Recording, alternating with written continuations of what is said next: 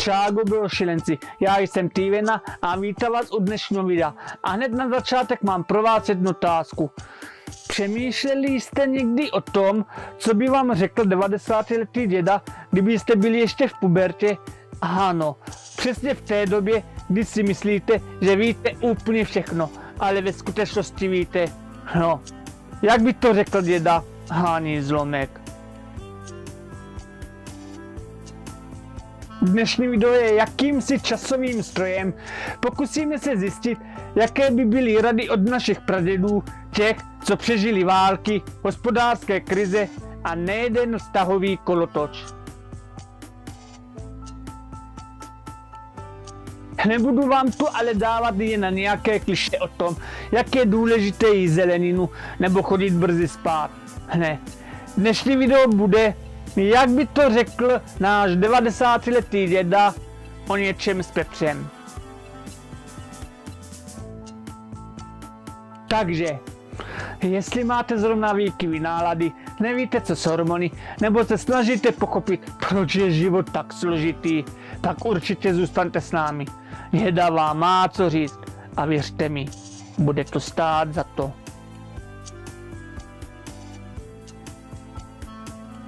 Nechte si to ujít, protože dneska to bude bomba.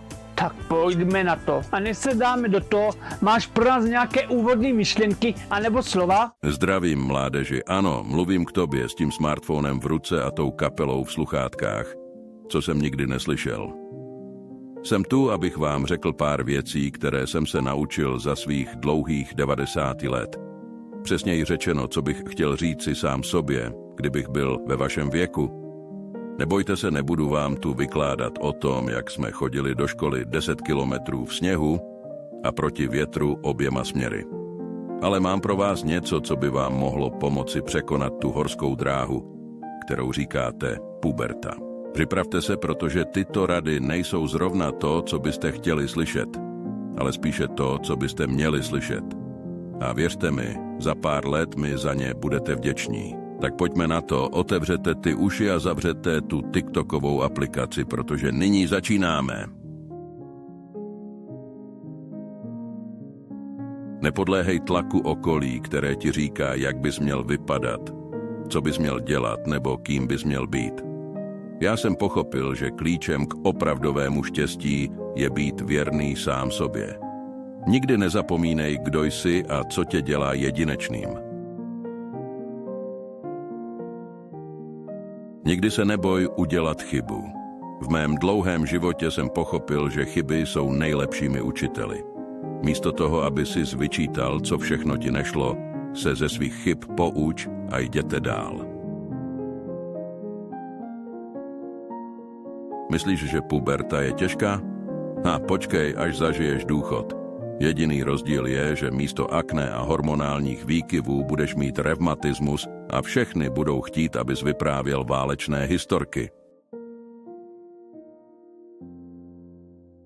V životě je důležité dávat lásku, pozornost, pomoc, ale nezapomeň také na umění přijímat.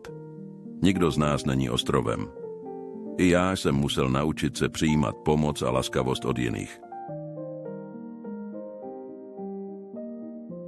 Dnešní mládež má dilema jít do fitka nebo sledovat Netflix.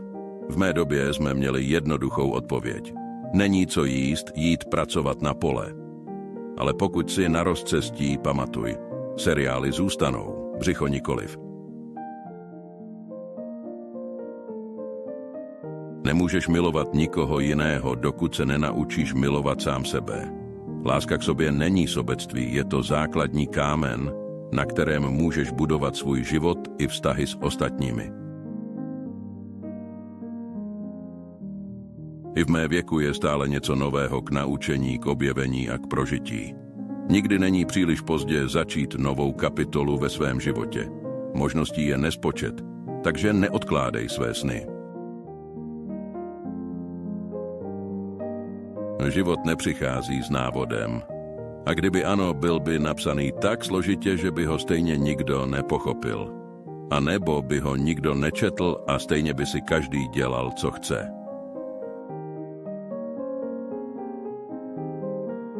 Mladý člověče, život utíká rychleji, než si myslíš. Nestrácej čas na věci, které ti nepřinášejí radost nebo smysl. Oceň každou chvíli, protože jednoho dne se ohlédneš a uvědomíš si, jak rychle to všechno prošlo. Myslíš si, že život je těžký, když máš omezené data na internetu? My jsme vyrůstali s jedním televizním kanálem. Takže pamatuj, život je plný možností, nejen Wi-Fi signálů. Mladí lidé loví Pokémony, my jsme v mládí lovili přátele. A víš co, přátelé nepotřebují baterie a nezamrzne ti s nimi aplikace. Ale na druhou stranu, zatímco Pokémony můžeš ukládat do pokebalů, s přáteli to nefunguje. Věř mi, zkoušel jsem to. Mladí lidé vždycky říkají, já to vygooglím. Ale pamatuj, že Google ti neposkytne obejmoutí, když budeš smutný. Google je sice chytrý, ale nedá ti čokoládu ani nenatočí pivo. Vyber si ponožky i přátele opatrně. Špatné ponožky ti spadnou a budou tě iritovat celý den. Špatní přátelé také. A s oběma můžeš skončit ve velmi nepříjemných situacích. Mladí lidé si stále lámou hlavu nad dietami. V mém věku je jediná dieta, o které přemýšlím. Mám to ještě čas sníst předtím, než mi to vezme kleštěmi doktor? Takže nekomplikuj a jet, dokud můžeš. Každý den se rozhodujeme a tím tvarujeme svůj osud. I když některé volby nemají zřejmý dopad hned, sčítají se a vytvářejí tvoji budoucnost. Rozhoduj se moudře, ale neboj se riskovat. Ach, mladá láska, jak růže, pěkná na pohled, ale opatrně na trny. A stejně jako u růže někdy potřebuješ dobře zastřihnout, aby kvetla. A když ne, vezmi hnojivo nebo novou květinu. Naučil jsem se, že slova mají sílu měnit svět kolem nás. A to jak k lepšímu, tak k horšímu. Slova mohou uzdravit, ale i zranit. Používej je moudře a staneš se nejen lepším člověkem, ale i inspirací pro ostatní. Kdo říká, že starý pes novým trikům nenaučí? Já se nedávno naučil používat smartphone. Sice jsem tím smazal všechny kontakty a párkrát zavolal policii, ale jsem na dobré cestě. Ať už se jedná o přátelství, lásku nebo rodinné vazby, vztahy jsou to nejcennější, co v životě máme. Starám se o ně, protože v těžkých časech ti budou právě blízcí lidé oporou.